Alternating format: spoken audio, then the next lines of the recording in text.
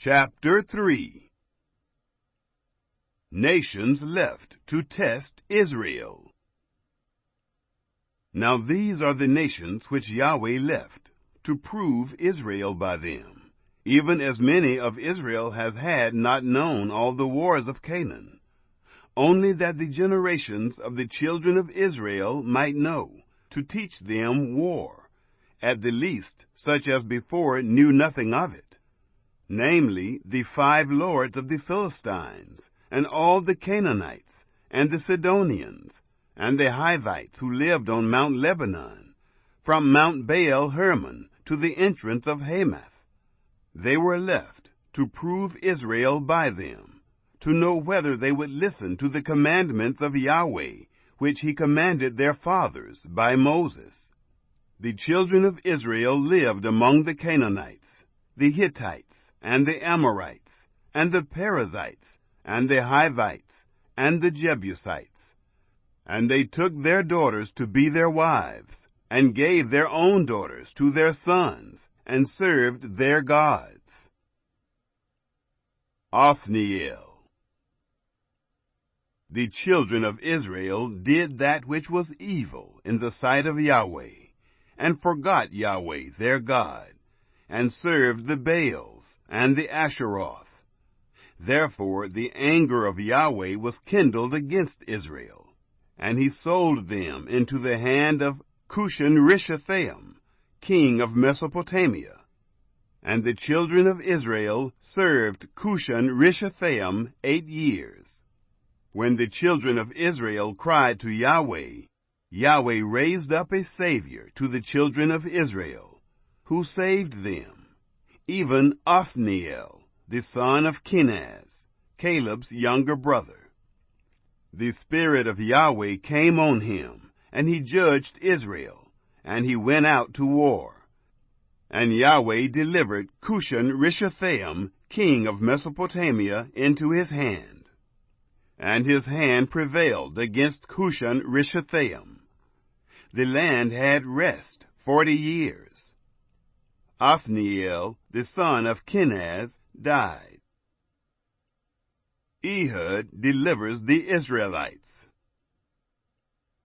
The children of Israel again did that which was evil in the sight of Yahweh, and Yahweh strengthened Eglon, the king of Moab, against Israel, because they had done that which was evil in the sight of Yahweh.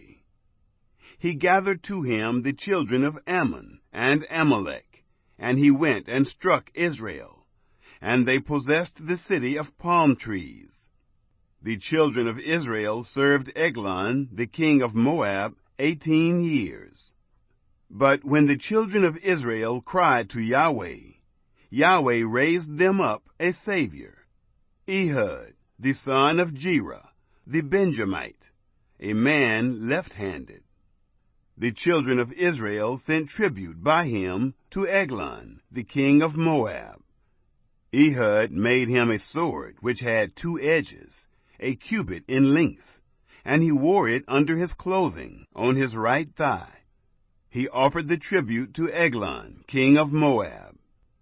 Now Eglon was a very fat man.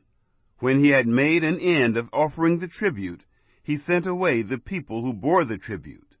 But he himself turned back from the quarries that were by Gilgal, and said, I have a secret errand to you, king. The king said, Keep silence. All who stood by him went out from him. Ehud came to him, and he was sitting by himself, alone in the cool upper room. Ehud said, I have a message from God to you. He arose out of his seat. Ehud put forth his left hand, and took the sword from his right thigh, and thrust it into his body, and the handle also went in after the blade, and the fat closed on the blade, for he didn't draw the sword out of his body, and it came out behind. Then Ehud went forth into the porch, and shut the doors of the upper room on him, and locked them. Now when he was gone out, his servants came, and they saw, and behold, the doors of the upper room were locked, And they said, "Surely he is covering his feet in the upper room." They waited until they were ashamed, and behold, he didn't open the doors of the upper room. Therefore they took the key and opened them, and behold, their lord was fallen down dead on the earth. Ehud escaped while they waited, and passed beyond the quarries, and escaped to Seirah. It happened, when he had come, that he blew a trumpet in the hill country of Ephraim. And the children of Israel went down with him from the hill country, and he before them. He said to them, "Follow me, for Yahweh has delivered your enemies, the Moabites, into your hand." They followed him, and took the fords of the Jordan against the Moabites, and didn't allow any man to pass over. They struck of Moab at that time about 10,000 men, every lusty man, and every man of valor, and there escaped not a man. So Moab was subdued that day under the hand of Israel. The land had rest 80 years. Shamgar. After him was Shamgar, the son of Anath, who struck of the Philistines 600 men with an ox goad. And he also saved Israel.